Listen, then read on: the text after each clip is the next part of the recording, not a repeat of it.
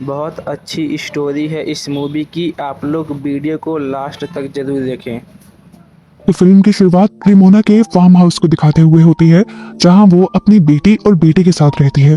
रेमोना इस टाइम एक वीडियो देख रही थी, जिससे हमें पता चलता है कि रेमोना और उसके हस्बैंड ने बहुत प्यार से ही ये फार्म हाउस बनाया था और इसकी एक एक चीज को मैनेज किया था। रेमोना ये वीडियो देखकर दुखी थी, क्योंकि उसके हस्बैंड की डेथ हो गई थी एक एक्सीडेंट में, जिस एक्सीडेंट में रेमोना की भी टांगे चली गई थी। इस एक्सीडेंट ने रेमोना को मेंटली भी बिल्कुल तोड़ के रख दिया था, यहाँ तक कि वो अब अपने घर और बच्चों पे भी सही से ध्यान नहीं दे पा रही थी, जिसकी वजह से उसके घर के हालात काफी खराब हो चुके थे। यहाँ तक कि घर का सारा छोटा बड़ा काम टेलर करता था। इसके बावजूद भी रेमोना का बिहेवियर इन लोगों के साथ सख्त रहता था। रेमोना रोज उठते ही बस एक चीज कहती है, गिव मी स्ट्रेंथ। जब वो कमरे से बाहर आती है तो देखती है कि टेलर ने ज्यादातर काम तो कर लिया था, लेकिन घर की बहुत सारी चीजें खत्म हो गई थी। घर में लाइट भी चली गई।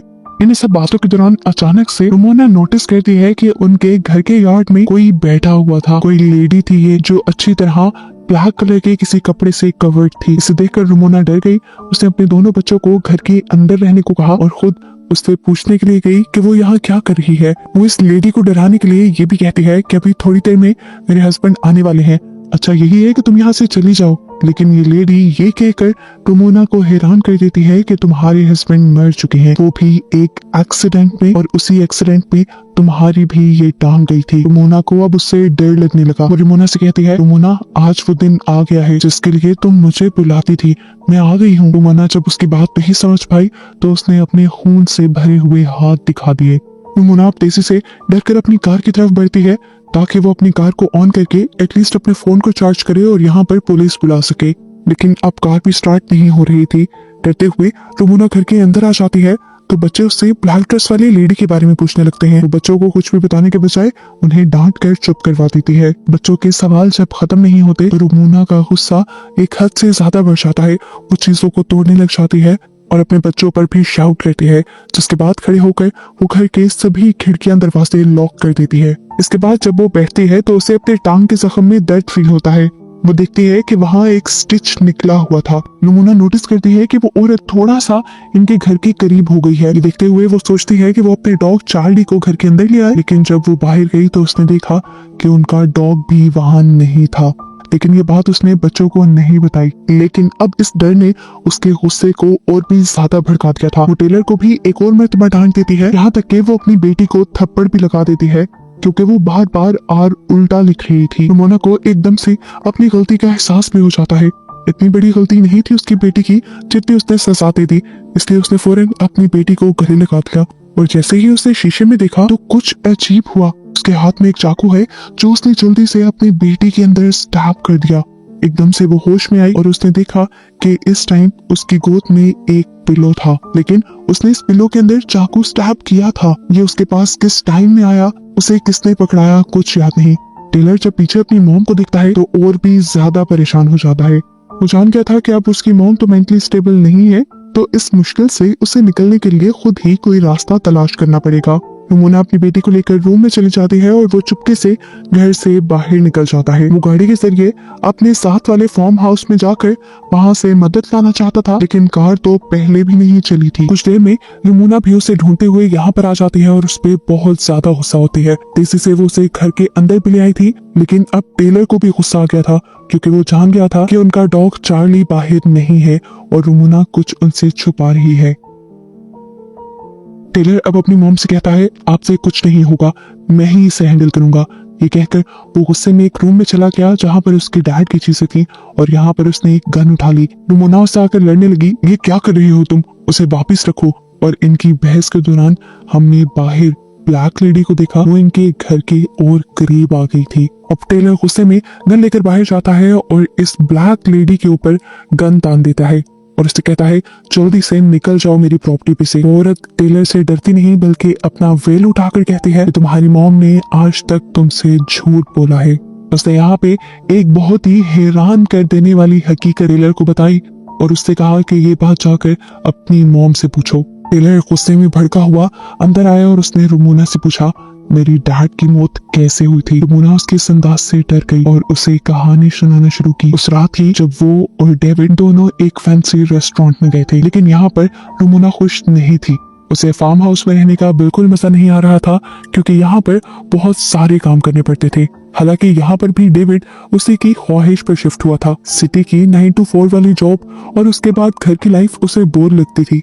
अब जब सब यहाँ पे आ गए थे, सब यहाँ सेटल हो गए थे, खुश थे, तो एक रुमोना ही नाखुश थी। अब वो यहाँ से भी कहीं और शिफ्ट करना चाहती थी, लेकिन डेविड साफ मना कर देता है, क्योंकि इतनी जल्दी शिफ्टिंग और सबका सेटल होना पॉसिबल ही नहीं। इनकी अच्छी खासी बहस होती है और ये लोग इसके बाद होटल से निकल जाते हैं।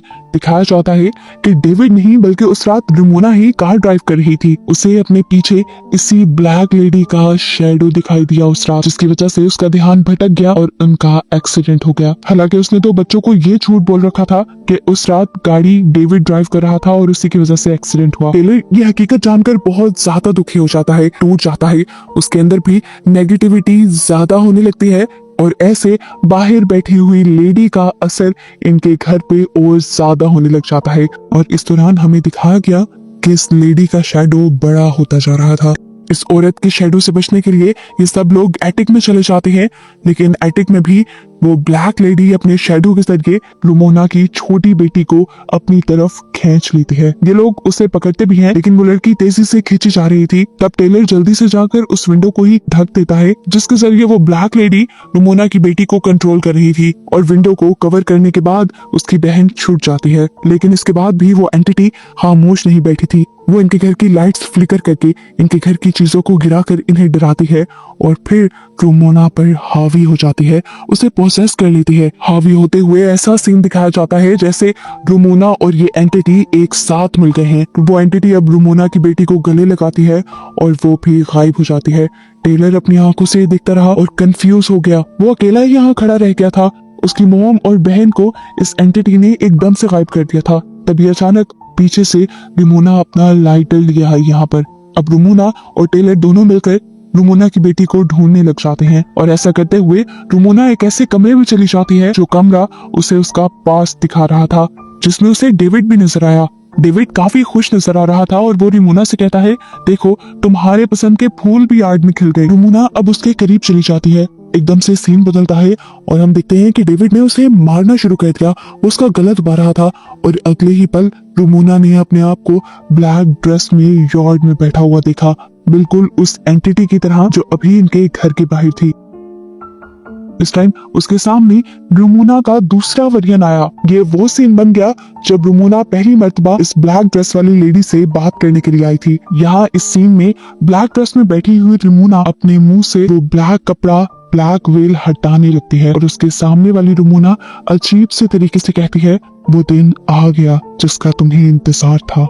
सीन अब यहाँ से कट होता है और रुमोना दोबारा अपने आप को एटिक में देखती है, जहाँ उसके दोनों बच्चे मौजूद थे। ये लोग वापस नीचे उतरते हैं तो उसके सामने वो ब्लैक ड्रेस वाली लेडी आ जाती है, जिसे देखकर रुमोना डर जाती है और उसके ऊपर गन तान देती है। तो ये लेडी कहती है, मैं खुद से यहाँ नहीं आई, तुमने मुझे बुलाया है। हर सुबह तुम उठ के कहती थी, गिव मी द स्ट्रेंथ। तुम अपने आप को अपनी जिंदगी को खत्म करने के लिए ताकत मांगती थी और अब मैं तुम्हारे पास आ गई हूँ। यहाँ पर रुमोना अब इस लेडी के साथ अकेली रह जाती है। लेडी अब रुमोना को भड़काती है अपने आप को खत्म करने के लिए। वो उसकी गर्दन के ठीक नीचे बंदूक रख देती है और उसे चलाने को फोर्स करने लग जाती है। और अगले सीन में हम रुमोना को सही सलामत उसी रूम से बाहर निकलता हुआ दिखते हैं। बच्चे पूछते हैं कि वो औरत कहाँ गई। रुमोना कहती है कि अब वो औरत यहाँ पर नहीं आएगी, मैंने उसे भगा दिया है और मैंने अपने अंदर इतनी हिम्मत पैदा कर भी ली है कि अगर वो अगली मर्तबा यहाँ आ भी गई तो मैं उससे लड़ पाऊंगी। ये लोग अब दोबारा घर के अंदर जाने के लिए बढ़ जाते हैं और इसी टाइम पे इनके घर की लाइट भी आ जाती है और इनका गुमा हुआ डॉग भी वापस आ जाता है। घर के अंदर जाने पर हमें एक पेंटिंग दिखाई जाती है जो रुमोना ने खुद पेंट की थी और इसी के अंदर वो डार्क लेडी भी थी जिसे हम पूरी मूवी में देखते आए हैं। असल में वो डार्क लेडी रुमोना के डार्क थॉट्स थे, उसकी गलत सोचें थी। उसने अपने अंदर की नेगेटिविटी को इतना बढ़ा लिया था कि उसकी नेगेटिविटी ने एक फिजिकल शक्ल ले ली, एक एंटिटी के रूप में उसकी और उसकी फैमिली के सामने आ गई। आखिर में जब रुमोना उस कमरे से बाहर निकली तो असल में वो अपनी गलत सोचों से, अपनी नेगेटिविटी से बाहर निकल आई थी, जिसकी वजह से वो एंटिटी भी खत्म हो गई और ये लोग भी सेटल हो गए। और बस इन्हीं को दिखाते हुए ये कहानी यहाँ खत्म हो जाती है।